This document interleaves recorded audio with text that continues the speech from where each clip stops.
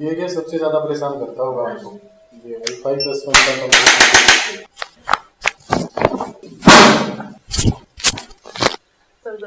नहीं होगा, नहीं होगा, नहीं होगा, बिल्कुल फ्री होगा। अगर आप पुल करोगे तो दर्द होगा। हुआ जी। क्या क्या प्रॉब्लम्स रहती हैं आपको?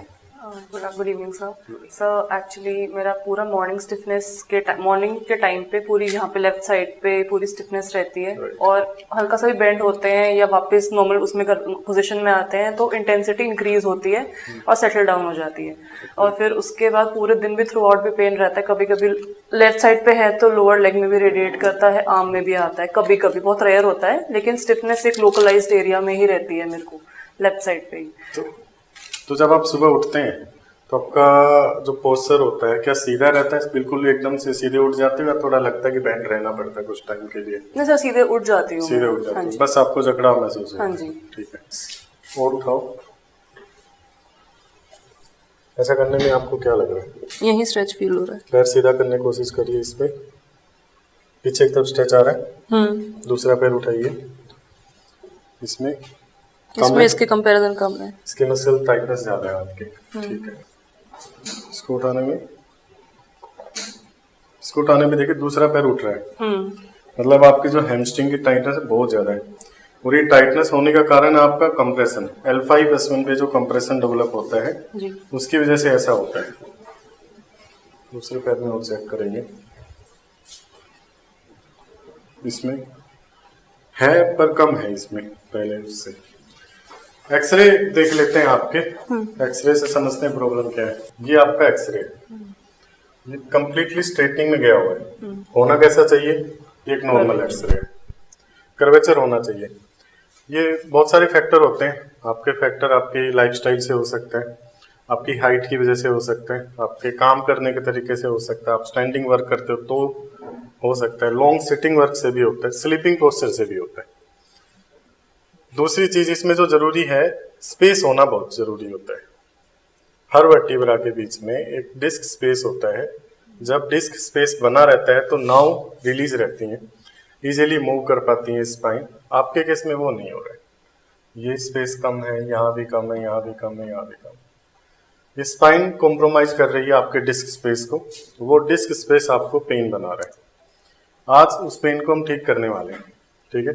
सेकंड एक और चीज है, ये जो है ये आपकी पोस्चरल प्रॉब्लम है। यहाँ कर्वेचर जो होता है सेम लंबर स्पाइन की तरह सर्वाइकल स्पाइन में भी स्ट्रेटनिंग हो गई है, बट यहाँ कोई नर्व कॉम्प्रोमाइज नहीं हो रही। आप देखोगे स्पेस है अच्छे खासे, विच इज गुड, बट यहाँ आपको पोस्चरल पेन जरूर होगा, मस्कुलर स्पाजम पेन। ये फॉरवर्ड हेड पोस्चर डेवलप होगा, शोल्डर्स में यहाँ रहता है, स्टिफ रहता होगा।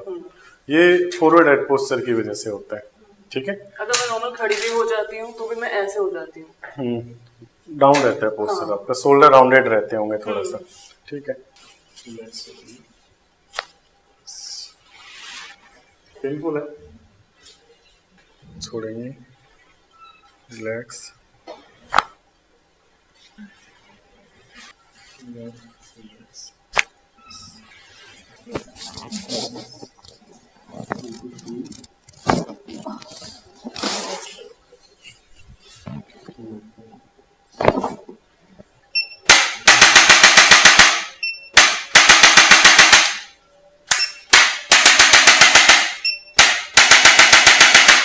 ये क्या सबसे ज्यादा परेशान करता होगा आपको?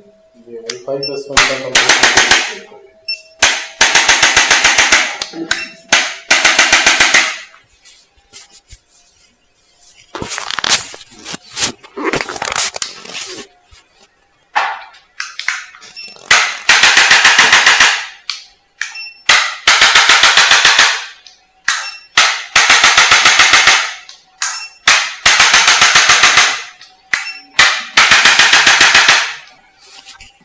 रिलैक्स,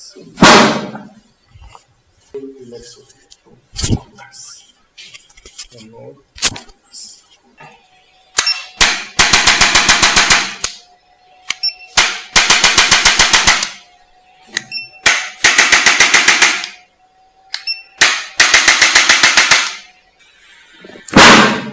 सांस अंदर छोड़िए, वन मोर, रिलैक्स रिलैक्स, इसको सेट कर दें, रिलैक्स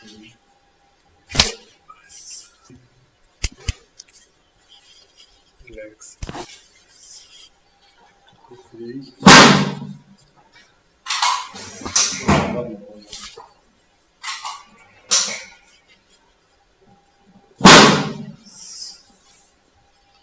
बिल्कुल फ्री,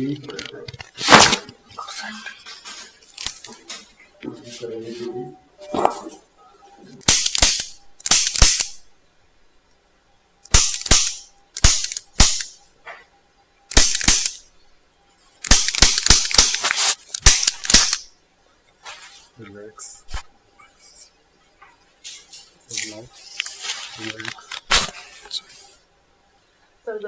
नहीं होगा बिल्कुल फ्री होगा। अगर आप पुल करोगे तो दर्द होगा। हुआ?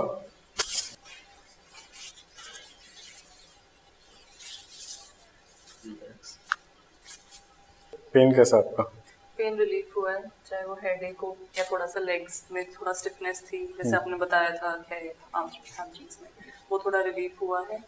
और भी पोस्टरल भी थोड़ा यहाँ पे जो हल्की सी भी स्टिफनेस थी जो बची हुई थी, वो भी थोड़ी रिलीफ है अभी यहाँ पे। और जो सिर में दर्द था वो कैसा सिर में दर्द भी अब नहीं है, बिल्कुल ठीक लग रहा है। स्टार्ट होना शुरू हो गया था, मुझे पता था एग्रीवेट होगा, विदाउट पेन किलर्स नहीं जाता। माइग्रेन ट्रिगर हो जाता है उससे, वो आपको नहीं होगा। अब बेटर है। कुछ बहुत बेसिक एक्सरसाइज और कुछ चीजें हम आपको एक्सप्लेन करेंगे, अगर आप उनको रेगुलरली फॉलो करते हो तो बहुत जल्दी और आसानी से आप इन चीजों को ठीक कर लोगे।